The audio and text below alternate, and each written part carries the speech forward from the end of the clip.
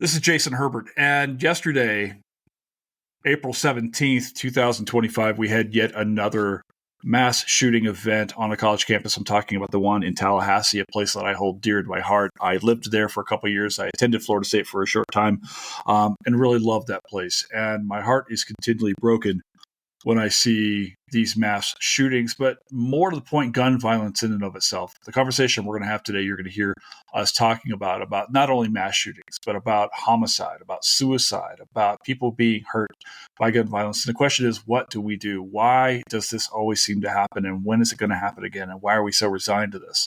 It's a really frustrating thing, I think, for a lot of us. So I want to have this conversation today. It's not always a fun conversation to have, but it's a necessary one. And I think that with the two guests that we have today for you, you're going to enjoy at least listening to their thoughts and hopefully have some thoughts on your own. And maybe we can help create a world that is free of gun violence. So welcoming back to the podcast, a guy that you just heard recently. I'm talking about my friend Sasha Abramsky. He's a writer for The Nation. You can find him on Blue Sky, which is where you can find most of us. You can find me on Blue Sky at Herbert History, but you can find Sasha at sashaabramsky.bsky.social. So just search for his name, Sasha, SASHAABRAMSKY.bsky.social on Blue Sky. And also I'm talking about my friend Cari Babitzke. She is a historian of gun politics in the United States, one of the leading historians on gun politics. So we have Sasha, Cari, and I have an amazing conversation today about gun violence in the United States. Where does it come from? What can we do about it? Where do we go from here? So a reckoning with Jason Herbert starts right now.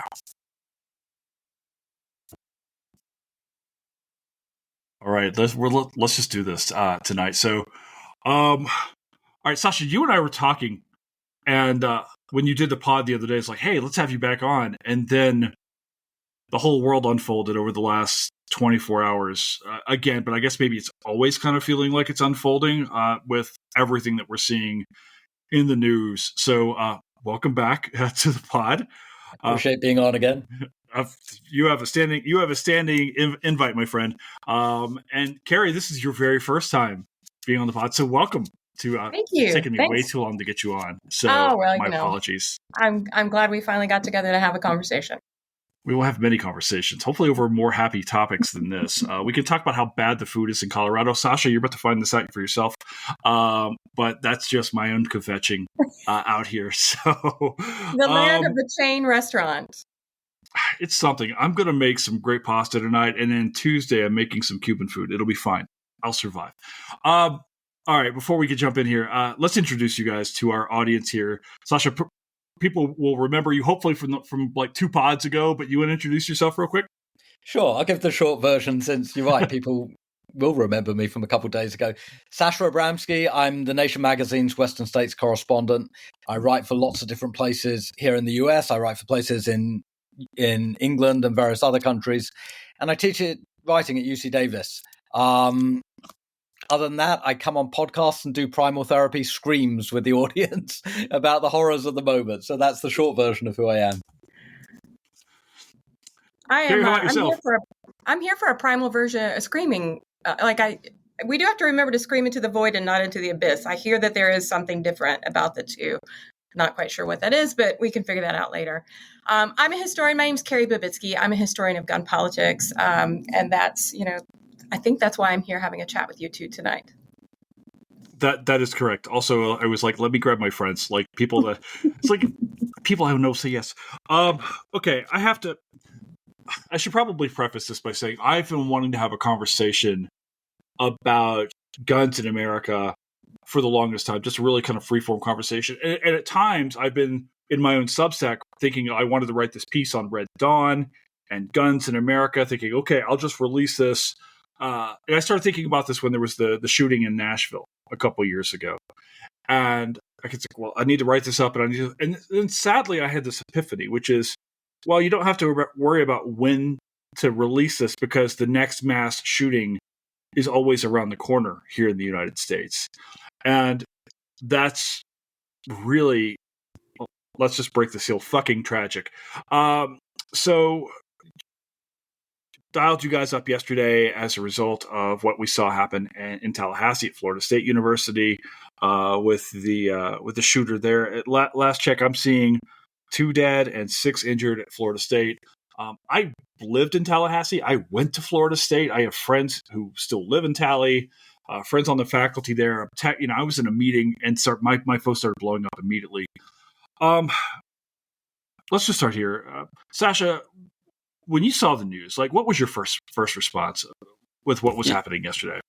My first response, unfortunately, was here we go again, because we are the wealthiest country on earth. We got all of these resources where if we put our hearts and minds to things, at least in the past, we knew how to get things done. And yet we can't do the most basic thing, which is reining in this epidemic of mass shootings. Every other country where you see mass shootings, immediately afterwards, there's legislation. Australia had it, England had it. You look at one country after another, the legislatures are capable of responding to a crisis like that with legislation designed to make it harder to get weapons of mass destruction, guns that kill vast numbers of people. In America, we have a president who listens to the news, hears that there's been another mass shooting, says, "Oh, that's a shame," which I think literally is what Trump said. That's a shame. And then moves on to the really important issue of deporting people without due process. I mean, it literally, you couldn't make this stuff up. And so that was my reaction. I thought, this is another horrible tragedy, but I'm not surprised it's happening because we're making no effort to make it less likely to happen. Yeah. Cari, how about yourself? When I was teaching, I had a really lovely classes of students who took one of my courses on gun politics, and I told them at the beginning of every semester, I apologized at the beginning of every semester. At the very first day of class, I would say, "I'm very sorry. You will be angry about this for the rest of your life. I can't make that better for you. Like, there's no way around what you're about to learn that is going to make you less angry about the fact that we feel so stymied in the responses to these sort of events," right? And Sasha's very much echoing that there seem to be some clear-cut ways to get out of this problem, but it doesn't seem like we have either the political will or the political means to take those kind of avenues. And so, I mean, as a researcher who studies gun violence, who studies the history of gun politics, who, is sort of day in and day out thinking about these sorts of things, it's always shocking to me that they still touch me, that I still feel so incredibly emotional in that, there's a window of time where I think, oh, not again, right? Like everyone else, my first thought is, oh, not again, not again. And so there's, I think if I ever lost that impulse, I think I would worry about myself, right? In a really real way. But in the same way, I mean, there's no way to live through these kind of events without some level of feeling for the families, feeling for the students, feeling for the witnesses, feeling for, everyone involved in these kind of events. And then always usually sort of tinge with that, like, what do we do, right? Is there something we can do? What do we do? What are the limits? Why aren't we doing anything? All those things run through my mind as well. Yeah. My first thoughts was once I started getting the text, started reading the text, was okay, are my friends okay? Right? Yeah. What's going on? And then immediately my mind goes to, okay, what weapons are being used in this? How many perpetrators? How many casualties are there? What do we know? And then, what was the reason? Was there a cause? Did the person have a grudge? Was there a note? I don't know that we have that information to my knowledge about the suspect right now. And you're right. It's just more of the same. It's not surprising, unfortunately, that it's on a college campus, and you're almost in your head going, please not another Sandy Hook, please not more children. You're praying it's not anybody. But at the same time, it's like, okay, where am I categorizing this another assault here? Here's my question. Maybe the two of maybe let's kind of go from here. How did we get here in 2025? Because the next thought I had, Sasha, was, okay, nothing's going to happen. I'm so angry and frustrated that my initial reservation. In fact, I didn't even see that much coverage of this compared to other things going on. Maybe it's just because the world's on fire, but I felt like why isn't this even bigger news? Like, how do we get here in 2025? Where's the general malaise almost towards mass shootings? I mean, if you're asking me the answer, I don't have a single answer of how we got here. I know that it's this sort of process of, you said we don't pay attention. It's this process of dehumanizing events that we all have a moral obligation to pay attention to. You know, there was picnic day at UC Davis, where I teach, last weekend. And you may not know it because it didn't get national news, but 3 people were shot in a park in UC Davis during picnic day. They weren't killed, they were wounded. But the fact is that we have sort of got so inured to this and so used to the fact that every few days we're going to open the news and there's going to be a mass shooting at one place or another, all too often in educational institutions, that we've sort of hardened our hearts. There's this scar tissue around where our empathy should be.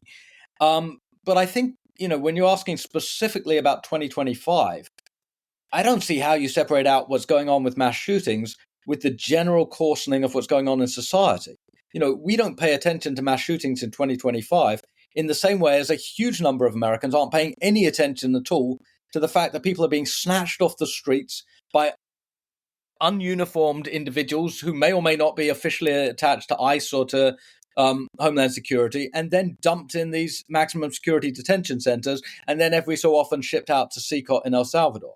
We're being completely inured to the breakdown, not just of constitutional norms, which is what's happening at speed, but to basic dignity and decency. We got a federal government at the moment that is priming us to be unempathetic. In fact, Elon Musk a few days ago tweeted out this thing that empathy represents civilizational death. In other words, if you care too much about other people, you're somehow not caring enough about your core civilization and you will crumble.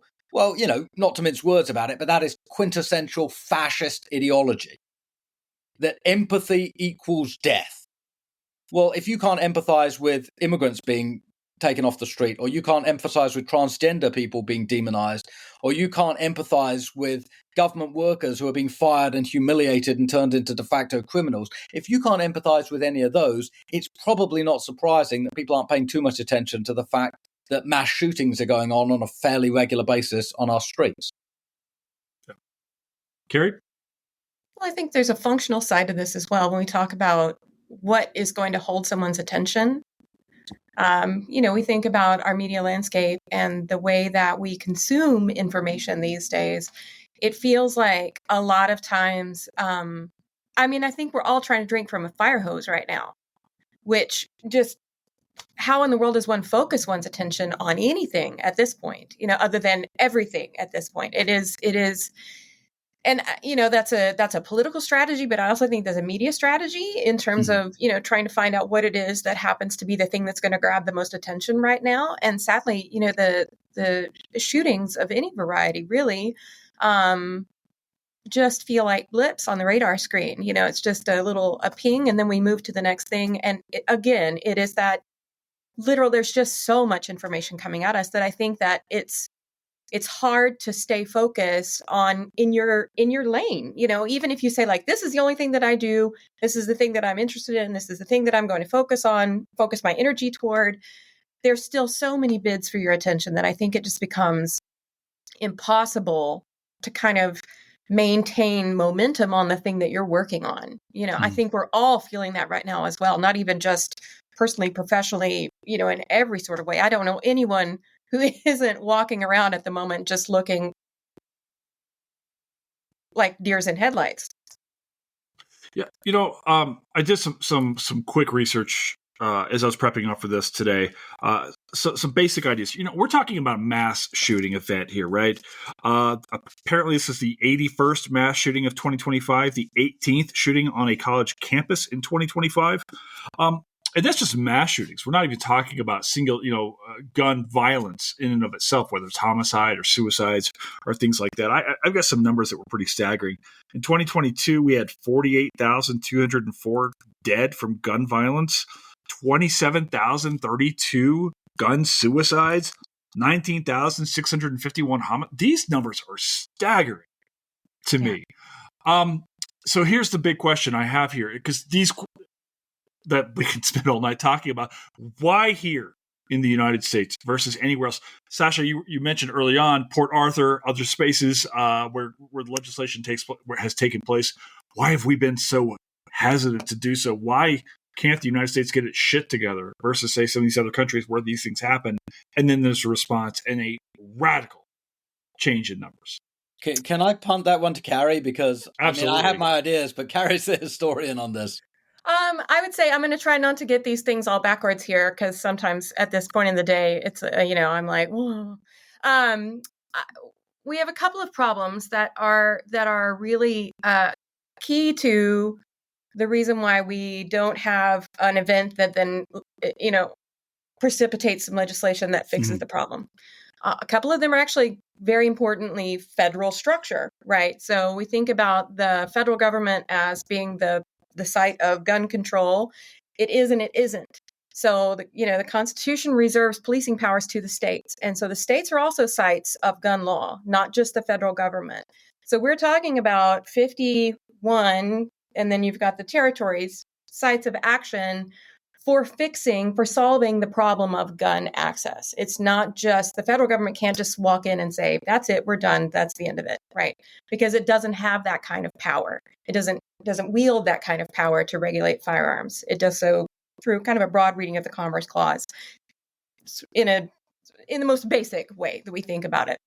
So it's one of the problems is that we have a federal system, and that federal system is set up so that each level has a different kind of power that it wields over guns. So that's one. Two is that we have now, since 2008 with the Heller case and then 2022 with the Bruin case, we have a constitution that the jurisprudence says enshrines the individual's right to firearms. That is in the Constitution, the highest law of the land. And so we're facing, again, a sort of legal structure that keeps us from being able to do something about that, right?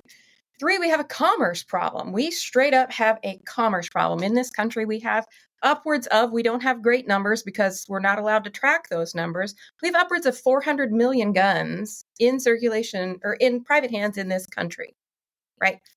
How do you sweep those off the street, right? Drew McKevitt, who our good friend Drew McKevitt, has said more than once on more than one occasion, it's the fucking guns.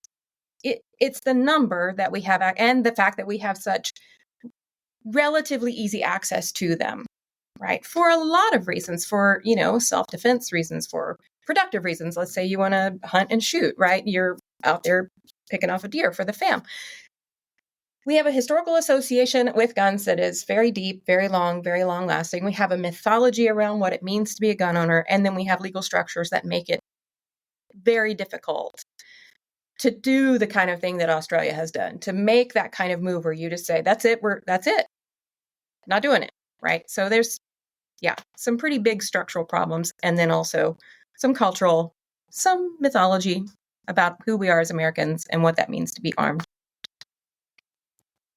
Yep, that seems to be the case here. This idea, every time I drive around someplace, I see Second Amendment stuff in the back of some truck or things like that. Let me go ahead and disclose: I'm a gun owner. I've shot and hunted since I was a child. I own 2 shotguns and a rifle. I don't own a handgun because handguns to me just seem to invite trouble to me. It's like, if I have this, what's the point of having it? Like, I don't want to go target shooting or anything like that. I have quite literally tools to harvest animals for consumption is what I have here.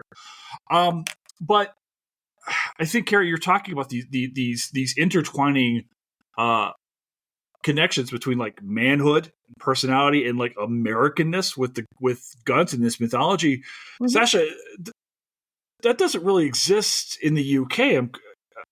Am I correct here? You've been around. Almost nobody owns private guns in the UK, and the guns that are owned are mainly hunting guns. Nobody owns high-powered semi-automatic weaponry. That's just unheard of. Most of the police are still unarmed, which I think is a wonderful thing, because actually when you're talking about the numbers of people who die by firearm death in this country, a not insignificant part of that is at the hands of the police. It's not a majority, but, it's certainly every year, many, many hundreds of people are shot by the police. And some years, I believe it's more than hundreds. It runs into, 1,000 to 1,500.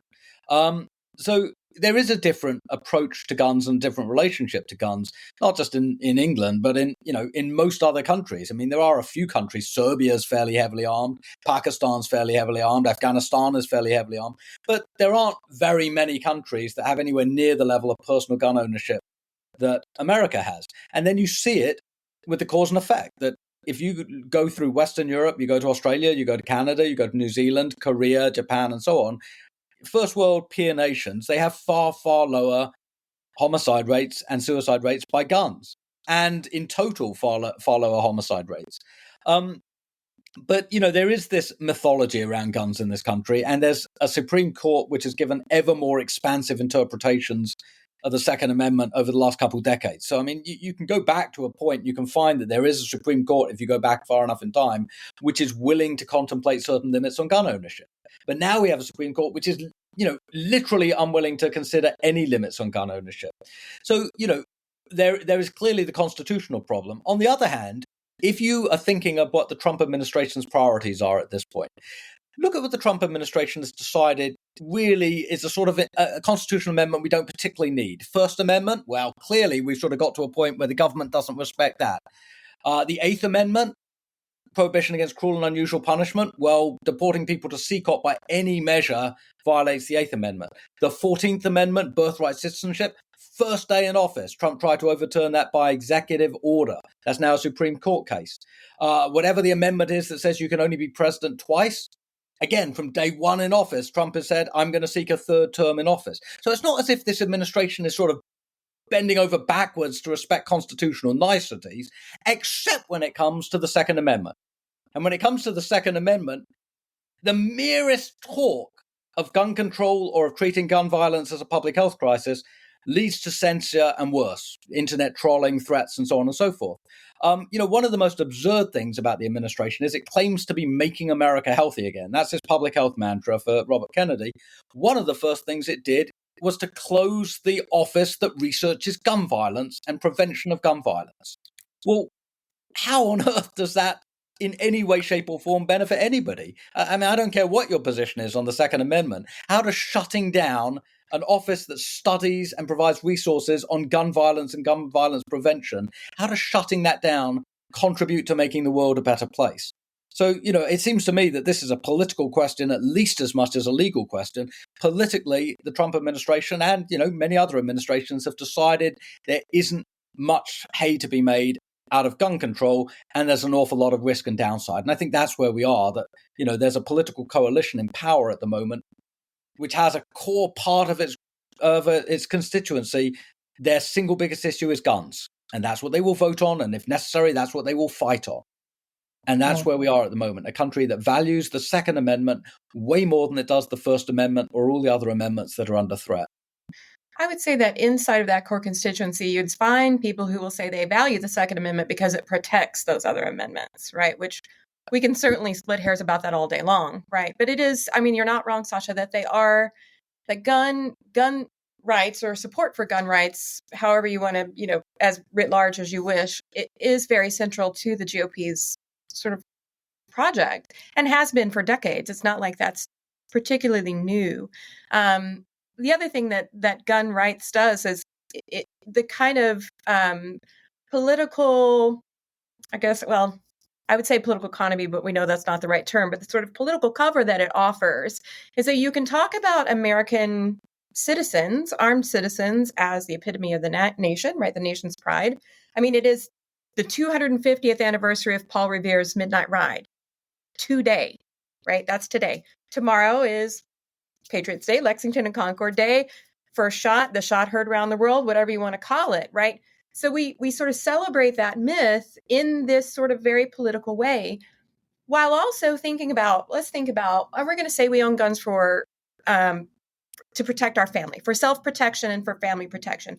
Jason, as you, I'm sure, very well heard growing up, the best thing to own in a home is a shotgun behind the front door, right? Like that's the best protection for your house. It's not 911. It's not the sheriff living next door. It's a 10 gauge behind the front door.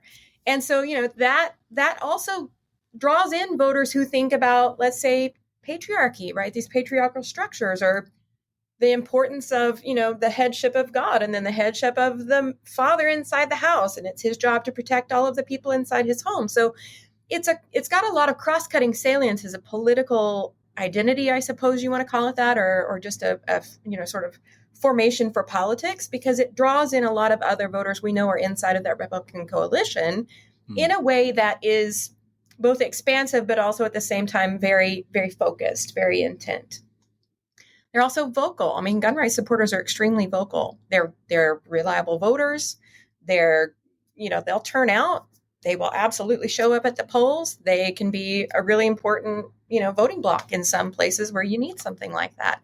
And so it's not, it serves a lot of purpose, but also makes other political trade-offs pretty darn difficult, right? I'm sure you looked it up. I mean, you talked about gun suicide. That is the leading cause, the leading gun violence death is gun suicide, and it still is. And no matter how much we try to talk about safe storage, or we try to talk about, access to good healthcare, mental health care, access to good water, access to good schools, access to jobs, access to decent housing, all of these things solve some of the problems that lead people to commit suicide with handguns, right? But those are still political trade-offs that we don't make because it's harder work. It's a lot harder work to put together a coalition that says absolutely have to do something about education, right? And we're seeing, even now, we see sort of regressive moves at state levels where I'm thinking about Texas just now passing a voucher system where they're going to take money from public schools to pay for private schools and homeschools, right? Like that's money that could be invested in public schools that are open to everyone. And then taking that out and then putting in a market that is for private schools, right? Or homeschools, things that don't serve the entire public. So it's just a lot harder, I think, and we don't want to have those conversations about, we do want to have those conversations, but we maybe don't have that political will to make the kind of coalitions, cross-party coalitions that make good governance, which is what will solve the gun problem if we're not going to solve the guns, right? To make that happen. What do you say when people say, "Oh, it's not the gun; it's the person. This is a mental health crisis, or this is a quality of human being crisis. It's not the gun. We can't get rid of the guns. We just need to fix the people." What's the response to that? Well, my response is always we try to use the law to parse out who's good and who's bad, right? Except for that we don't know who's good or bad until they've broken the law, right? You're not a criminal until you break the law. So we can sit here all day long and say, well, we only want people that are the good guys with guns to have the guns, which is the legal structure that we have. We try to keep the bad guys from getting guns, right? Instead of saying, well, we really need to do something about the material reality of the fact that there are all these guns. They're fairly easily accessible, right? We sit here and split hairs about criminal, not criminal, good guy, bad guy. And so my answer is usually, well, if we can't just like walk around with a sign on it that says like good guy, like we can't identify that, then we have to find another way to solve for the good guy, bad guy dichotomy, right? And so usually my answer is that's a really nice sleight of hand that drives us right around the problem of access and availability. That's usually my answer. And then my answer is typically something like, well, how would you structure this? Sasha, what do you think on this? I would come back to the fact that when you look at other countries that we like to consider ourselves to be peer nations with, those countries have stricter gun control and far lower homicide rates. So it's possible that that's correlation, not causation. It's possible there's a whole bunch of other things going on. But at least in part, it's quite likely that there's some causal effect, that if you make gun ownership really, really easy, and if you make it extremely hard for legislatures to pass even the most mild gun control legislation, you are making it more likely that some people with mental illnesses, some people with anger issues, some people who've just had a really, really, really bad day are going to use those guns in a way that is horrifying. Yeah. That's been the case. I've been in this country 30 years, and for 30 years, there's been just stunningly disheartening gun violence. And, take their own life, which is the thing that should make us most sad, right? Exactly. This isn't just the headline thing of mass shooting. This is on a daily basis. really, really depressed people who need help and need intervention and aren't getting the help and aren't getting the intervention, but they are getting easy access to guns. And this is mind-boggling to me that we think this is an acceptable societal response. It's a non-response. We're basically saying it's not our fault; it's the fault of the individual. Well, every individual is part of a web of society. And if you say it's not our fault, it's the fault of the individual, you're washing your hands of all responsibility for mental health services, for drug addiction services, for trauma-related services. You're just saying this is a dog-eat-dog world, and if you're unfortunate enough to have trauma in your life or mental illness in your life, or maybe you're a veteran suffering post-traumatic stress disorder, well, that's your fault. And, again, I don't want to sort of bring everything back to the Trump administration because I recognize gun violence preceded the Trump administration. And unfortunately, it'll probably go on after the Trump administration. But I do think if you look at what's going on at the moment, that this is an administration that is eviscerating services for veterans. It's destroying federal funding for mental health services, for SAMHSA. It's destroying services for drug treatment. It's just taken $12 billion of public health funding away from the states. It's getting rid of funding to try and intervene in homelessness crisis in states and cities. It's doing everything it can to destroy the fabric of our public health infrastructure. But it's not doing everything it can to rein in gun violence. Well, what a lethal and stupid combination.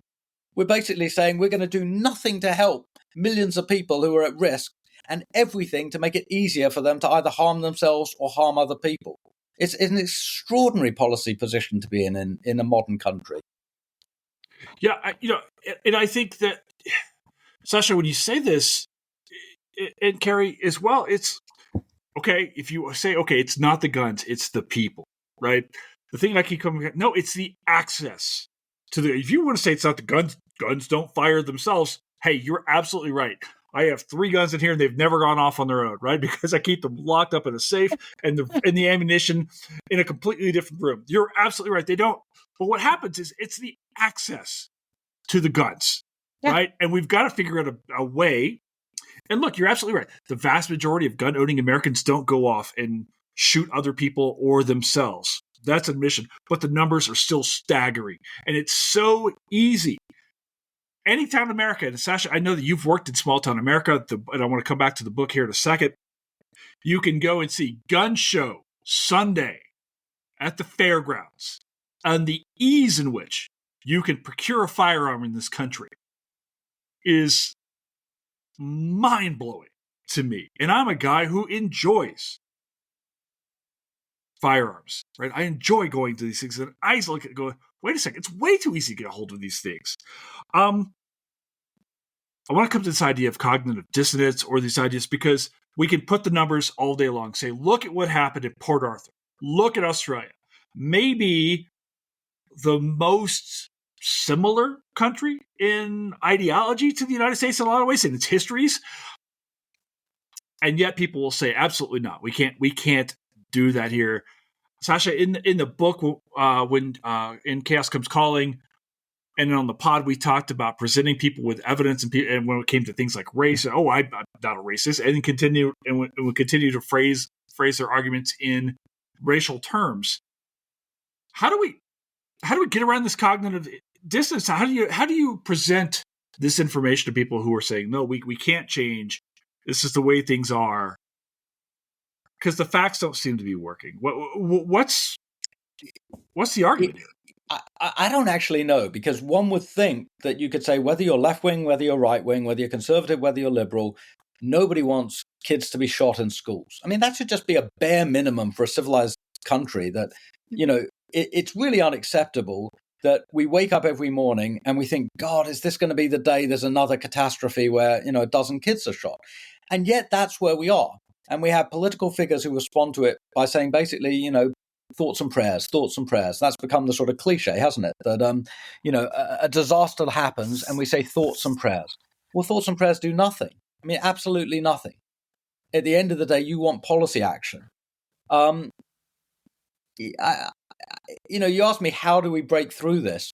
It is cognitive dissonance. And, again, let's broaden the topic a bit. you think it would transcend politics to say, well, we don't want to live in a society where you're taking a life risk going to a restaurant. But apparently, this week, Trump administration announced that it's going to suspend all routine inspection work from the FDA.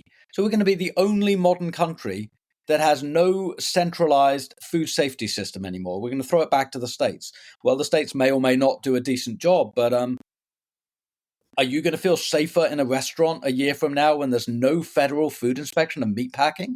I mean, that's an absurdity. That's a complete absurdity. And yet, 86% of Republicans say that President Trump is doing a good job. That's the latest polling. So if you're looking at cognitive dissonance, you don't just see it on guns. You see it on these sort of array of issues. The issue of literally plucking somebody off the street, putting them into a detention facility, and then in the middle of the night, flying them to El Salvador. Well, everybody should realize that puts not just the other at risk, but at the most profound level, it puts you and me and everybody else at risk. Because Trump gave a press conference the other day, said, I'd love to be able to deport Americans to El Salvador. Well, that's not constitutional. You're not allowed to pick an American up off the street, dump them in a military aircraft and fly them thousands of miles to a gulag overseas. You're just not allowed to do that. But the president of the United States, who I believe, despite his 34 fucking felonies, signed, an oath of office, put his hand on his heart and said he would uphold the values of the Constitution of the United States. I believe that president is now explicitly calling for the deportation of Americans. Well, again, I've interviewed hundreds of, right-wing people over the years, militia members who said that, as Cari was saying, I have a right to bear arms to protect all my other freedoms. Well, God damn it, if that's why you need your guns, at the very least, you should be raising your voice when the President of the United States says he wants to deport US citizens to an overseas concentration camp. Where are those bloody voices? Where is the humanity and the decency?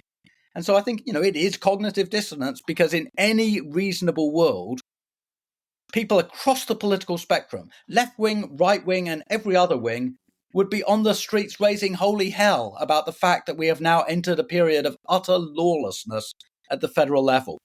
But they're not there yet. So again, cognitive dissonance, we've got to find a way to break through it. I think, too, the erosion of, I don't really know how to say this. I'm going to have to think my way through. I'm just going to talk on my feet for a moment. Not just that there's cognitive dissonance, but I think there's also an erosion of seriousness. In terms of, let me see how I can put that. The whole, he didn't mean it, right? He didn't mean it. He doesn't mean that. I think has kind of bled out of the kind of, what? Really? And into we'll just wait and see. The problem, I think Sasha's rightly saying, is that there may not be time to wait and see if he really means it, right? It's a hot mic moment where he's saying he wants homegrowns to go, take those to El Salvador next. We think that's a hot mic moment, but was it? So we really are questioning a lot of what we're being darvoed and gaslighted as an American public too, to say, reverse victim order, right? Reverse victim order. And then also, was that real?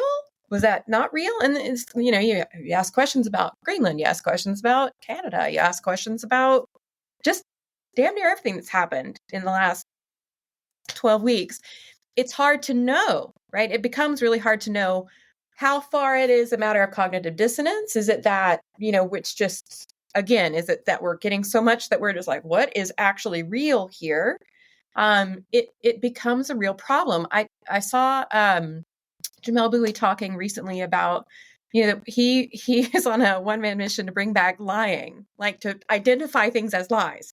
And I'm starting to feel like that may be really necessary. It may be really necessary to say things like, give the Pulitzer to the first person who stands up and says, why are you lying to the American public? And so I don't really know, I'm with Sasha. I don't know how to parse this. I really don't know how to even posit a solution, other than media literacy, but do we have time to teach that in the next 4 years? Like how does this work?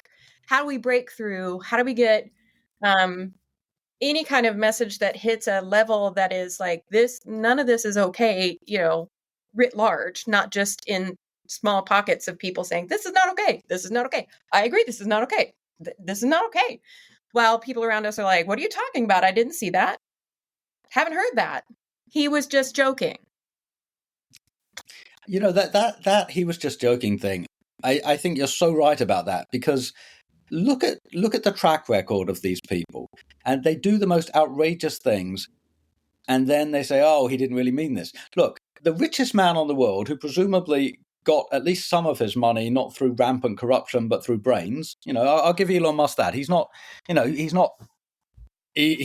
all stupid. Elon Musk twice in a row gave the Nazi salute on air. There was no ambiguity about it. It was a pitch-perfect Nazi salute. A 5-year-old could have identified that bloody thing as a Nazi salute.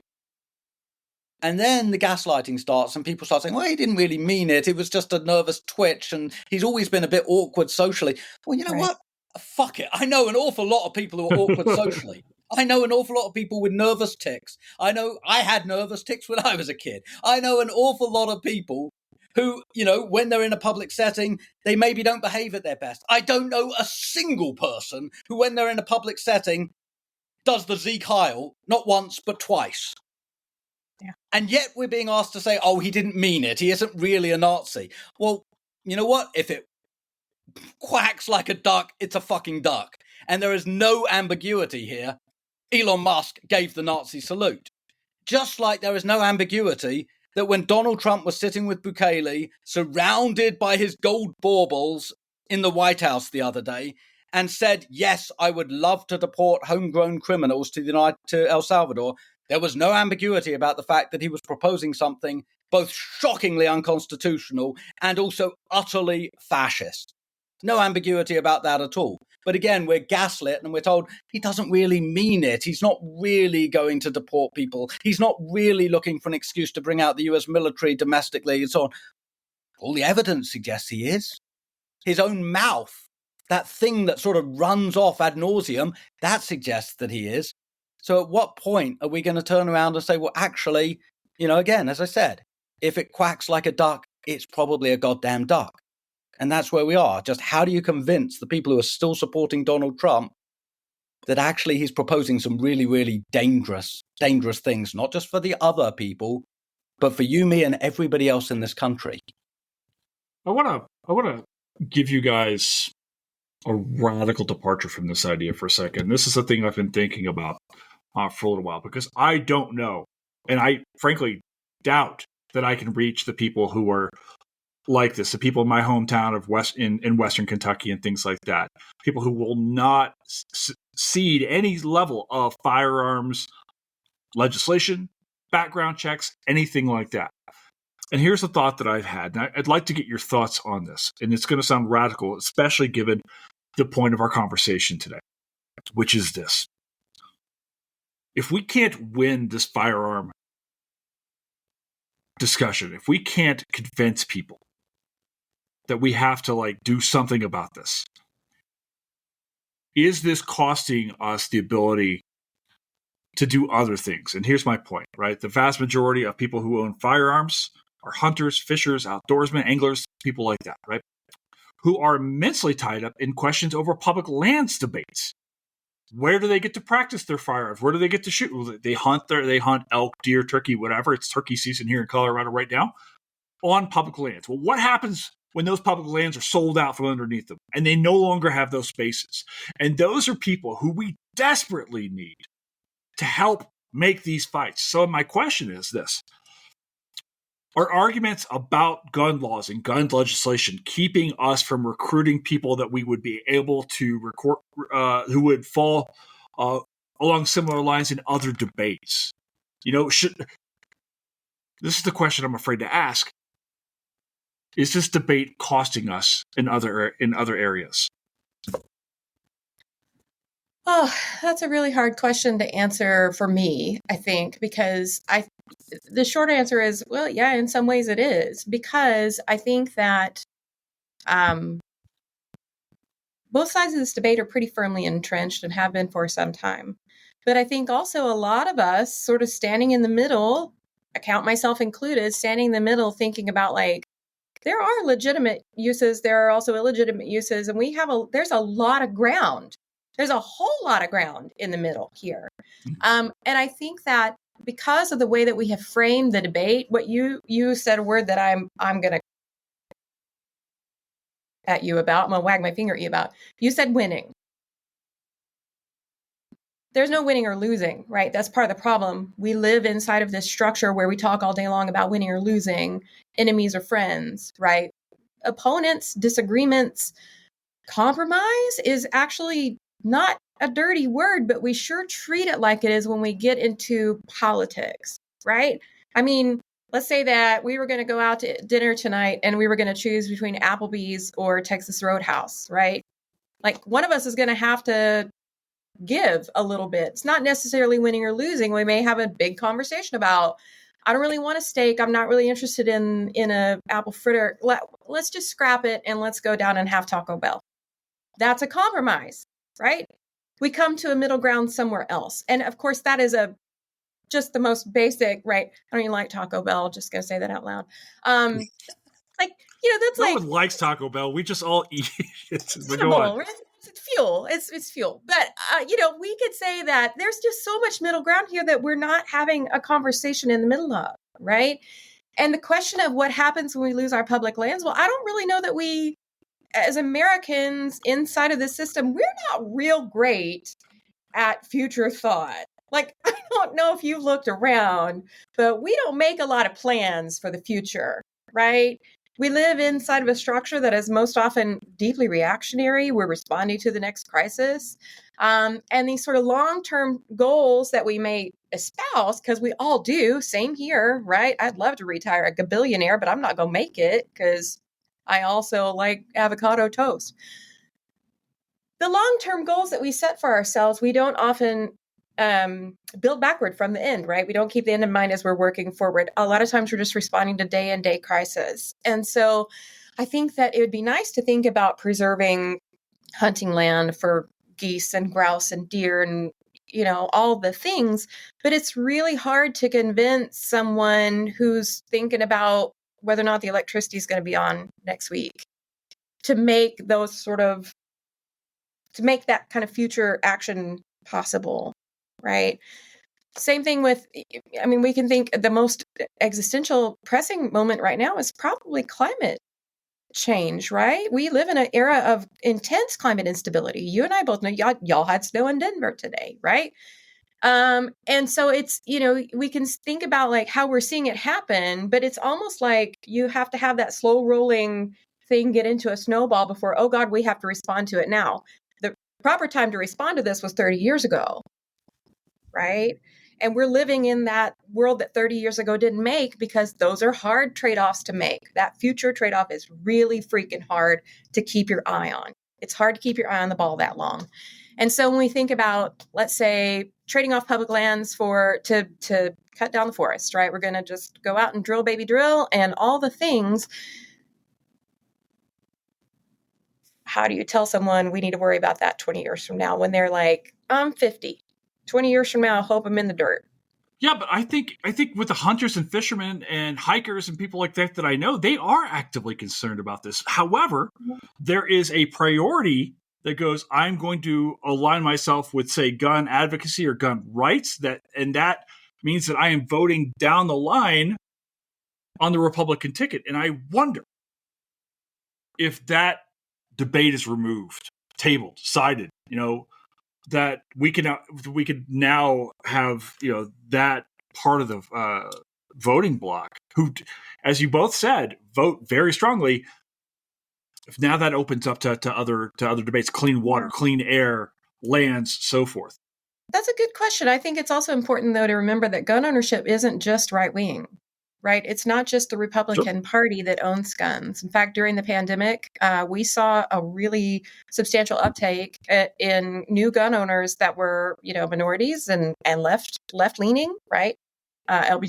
LGBTQIA folks. We saw a lot of first time gun owners during the pandemic purchase handguns for self protection, and they were not our typical what we think of as a gun owner.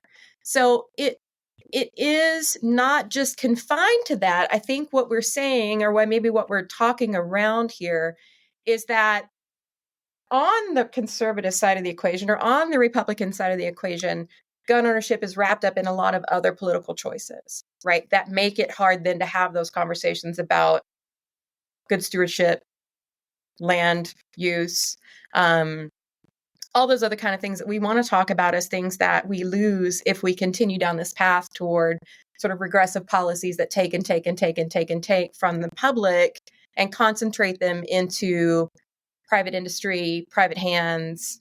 I think that is a project that's been underway since the 60s. I mean, I genuinely, that kind of conversation has been underway since the 60s. When we talk about like hiding corporate politics behind this language of the people, how about the silent majority, right? We all know what that means. So that's not new either. It's just that we're now seeing it, I think, in a way that is maybe more obvious for those of us who are paying attention or cued into politics and cued into what's happening in DC right now, is that it's just, we just see a lot more of it, even though it's been there for some time. It's not new. It's just maybe that we do have more media attention, right? We see more stuff because we have our phones and our tablets and our computers and our TVs and the radio and all the things, podcasts like this one, where people are saying like, hey, ring the alarm bells, right? Yeah. So I don't know if we back off of the question of like the other things that guns mean, if we pick up the other folks. I don't know. I genuinely don't know. And I don't even know what that conversation would look like, because, gun organizations are, gun control organizations or gun regulation organizations have a lot of different ways of talking about what they want, right? There's no like one narrative for what we're after here when we think about what we're doing in terms of decreasing availability or decreasing access to it. There's 1,001 solutions to the problem. What the GOP has in its favor is all it has to say is no. That's a much stronger political position. The position of blatant opposition is a really strong position, right? All they have to say is no, and be quite successful at it. Because it's harder to compromise. It's harder to make those kind of choices. And also, if you want to do 1,001 things, right, that's a big bill. That's a lot of getting a lot of people on board to say, we're going to do one thing at a time. Incrementalism is an answer and has been a pretty successful answer to say, we're going to do, let's say, expanded background checks. Where you live in Colorado, you person-to-person sales still have to have, right? You have to go through a licensed gun dealer. So, there are ways to incrementally move the needle on the access question, but in terms of the way that we talk about what we're after here, it's a lot harder because it's just so many voices advocating for so many things. Sasha? Yeah, I mean, look, nearly 30 years ago, about 26, 27 years ago, I was a much younger journalist. I was writing for The Nation. And I did one of my first features for The Nation was on this very issue. I sort of posited the question, what would happen if the Democrats said, all right, we're going to pull back on gun control policy? Would it bring very conservative rural voters in? And I think, in the late 1990s or early 2000s, there might have been more of an argument for that for a couple of reasons. One, there was still more of an institutional memory of those communities having been Democratic, because a lot of them were. In the New Deal, most of the communities I've been writing about, like Siskiyou County and so on, in the New Deal, they were firmly part of the Roosevelt coalition. So, if you go back 30 years, there was still an institutional memory of that. And I think there was sort of more prospect of saying, all right, if you take guns off the table, there are people who are going to return to their New Deal coalition roots. But 30 years later, I think a few things have changed. One, that memory is that much more distant, and there is that much sort of more fragility of any kind of attachment to the Democratic Party. So you've got now places where you've got 2 or 3 generations which have been increasingly immersed in sort of increasingly hard right politics. And that's happened for a few reasons. It's happened because of the changing media structure and the fact that you have these media deserts where, first people like Rush Limbaugh and now people like, Tucker Carlson fill the void. But the other thing that's happened is trade unions have been completely shredded. And these were areas that had timber unions, and they had old unions that embedded people in the Democratic Party. And that union alliance has been collapsed since the Reagan period onwards, basically. So I think it's that much more difficult to say now, if you get rid of the issue of guns, that suddenly these people will return to Democratic fold. I don't think there's any evidence they will, because there are all these other issues now that people, if they want to attach themselves to, an increasingly hard right Republican Party, they don't need guns anymore. They can look at transgender rights, or they can look at anti-immigrant rhetoric, or they can look at, Christian nationalism or anti-abortion. You can pick and choose, and there are all these other issues that are going to mean that places like rural Idaho or remote Northern California or Eastern Washington or wherever it might be, that those populations are going to sort of gravitate more towards a sort of Trumpist version of the Republican Party.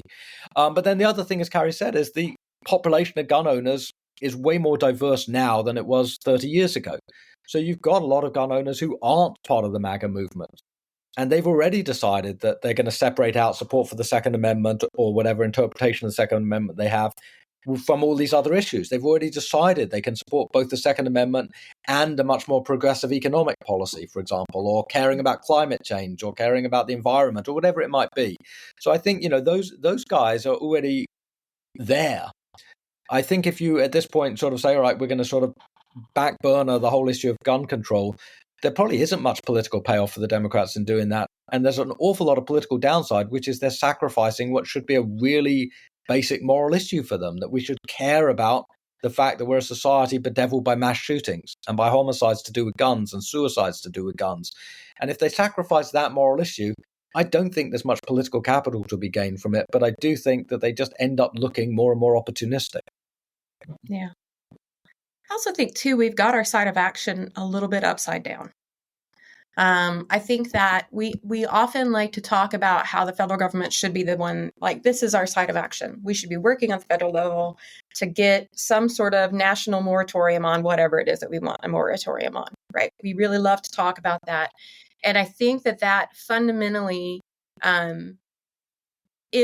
we need to play along, the longer game is to get involved locally, because the faster side of action on gun law is actually at your state house. That's the much more responsive side of action, right? That is indeed where, that sort of the government closest to the people governs best sort of thing. That is actually the side of action where you can get more traction more quickly. And so this sort of the other part of the problem I think that we get locked into is we think about it has to be a national thing. It doesn't necessarily, the NRA and gun advocates didn't start at the national level. They did not start at the national level, right? They made a lot of moves in state houses, in local governance, and the GOP did too, to kind of build the across the nation base that makes the conversations we're having even more frustrating, right? Because they did a really great job at the bottom. Nice, good, wide base to work from. And then they built upward like this, right? And so we also really need to be thinking, those of us who are interested in solving the problem, about how involved we are in our local government and how we are making moves inside of that local government to try to wield the power that the states have in the most efficient way to answer for the questions that we're trying to answer for, right? And build upward from there. If we're interested in fixing this problem, it's going to have to, that's the first place, the first side of action. Down ballot voting is the most critical voting you can do. It just is. It is so critical. And we miss the boat on that so often. We think, like, I'm just going to show up and vote. It's every 4 years I'm going to show up and vote for my president. When there are elections happening all over this country that a lot of us stay home from. And those are the sites that we should be moving in. Those are the places we have to work, because it's the fastest way to solve for some of the problems. Yes, we're coming up now here on an hour where we've been talking about this horrible thing that has happened yesterday. It's continued to happen in the country since, golly, I can't even begin to imagine when our first mass shooting was. But there seems to have been a mass uptick the last few years, and it's just a thing. And the damn of it all is knowing that, like I said earlier, we're having this conversation tonight where we could have waited for the next one. And that's the frustrating aspect for me looking at this. I've got two boys. I taught high school. I quite literally internalized every single day. What happens when somebody comes into this room? How do I get between myself and these children who I loved? And there's no way that I was going to ever allow someone to get between me and those kids. I had a couple of my students who were students at Parkland the year before the shooting who lost friends, and I can tell you, seeing those students, even though they weren't there that day, have just been shattered by this. The emotional toll of these mass shootings, of gun violence, people, every single person listening to this pod knows someone who has been affected by gun violence, suicide, murder, homicide, whatever it is. So I'm angry about this. I'm frustrated. I don't know where to go on this, and that's the reason why I wanted to have you here. I guess maybe the last thing I want to ask is, do you have any final thoughts, any closing thoughts on where we are as a society? Where do we go? Cari, you're advocating for local moves. Where do we go from here? What are your kind of closing thoughts? Well, I'm kind of like Sasha. Sasha, I know you've said this before too. You can't give up hope, right? You can't imagine a future. You cannot make a future if you can't imagine a future that's different. And it's really important to remind yourself, even in these moments where I think we've all come unstitched at least once or twice, right? One of my best friends is a early childhood educator, and every time we talk about children shot in a school, it sinks me every time, and I think, oh God, please not her school today, right? There's just no way around that. Working on a college campus, meeting young people, doing what I do, I have sat with them through active shooter training and have had conversations with myself in every one of my classrooms about where's the exit, how do I help, how do I keep these students safe, what do we do here? And so I think, one, it is the first, this is going to sound a little Pollyannish, but it's really not. The first thing to do is not become a cynic about it. As much as it feels easier to say, oh, I can't look at that today, it's to not disengage, right? To say, I have to look at this. It's my job to witness this. It is my job to witness this. And then it's my job to do something about it. So, write your congressman, write your state senator, hell, write your mayor, right? Whoever that is, just get loud. Be a pain about it. Be a pain in someone's ass about the thing that's important to you. Just do it. Why are you not? So I think that's the first, my first course of action is don't harden yourself to it. My second course of action is be somebody's pain in the ass and get to it. If you want to see a different world, you're going to have to get comfortable with playing the long game. It's not like gun rights folks didn't play the long game. They started in 1975 trying to massage jurisprudence to make 2022's Bruin happen. That is not an insubstantial amount of time. So if you want to get in on this, you have to gird yourself for the long game and just, get to work. Get to work. Sasha? I don't know how to follow that. I agree with everything. I don't either. I quit. I mean, the only thing I say is imagine alternative realities, or imagine alternative possibilities, because, not just on gun ownership, but on so much, the current rhetoric is that everything's inevitable, that somehow it's inevitable that we're going to have 400 million guns in this country, that somehow it's inevitable that we're going to have mass shootings every few days, that somehow it's inevitable that, 40-something thousand people a year will take their or someone else's life with guns. And then more broadly, that somehow it's inevitable that the government isn't going to work for you, and that, we're not going to have workplace safety anymore, and we're not going to have enforcement actions against people who use child labor, and we're not going to have any, regulation of the food industry, and we're going to rape and plunder public lands for private profit, and that somehow all of this is inevitable. And if you think any differently, you're in a dream world. Well, dreams are good. I mean, dreams are really, really, really good, especially at moments when the reality is really ugly. That's what we have to sustain us, is the ability to dream of a better tomorrow. And that's what Martin Luther King knew. That's what John Lewis knew. That's what Harriet Tubman knew, or Frederick Douglass. America has no shortage in its pantheon of people who dreamed big and changed the world as a result. And at this moment, we need every dreamer imaginable to be dreaming big and then getting on the streets and making good trouble to create a better world, because otherwise, God help us if we don't work out a way to get beyond this moment. So those are my final thoughts. Sasha, you're just quoting John Lewis. I think John Lewis every single day of my life. I wish we had a happier thing to talk about. We will, at some point in time, have the two of you on to debate the merits of pineapple on pizza or something along those lines. We are anti. I'm imagining a world in which no one eats pineapple on pizza. That's the world I'm going to imagine. Cari Babitzke, Sasha Abramsky, guys, thank you so very much for coming on and short notice asking you to come on Be on this pod. Thank you so very, very much for being here today. Thank you, Jason. Guys, we'll have more pods coming to you. We got a whole bunch more stuff. And so keep listening, keep sharing. Thank you all for being here. Ciao for now.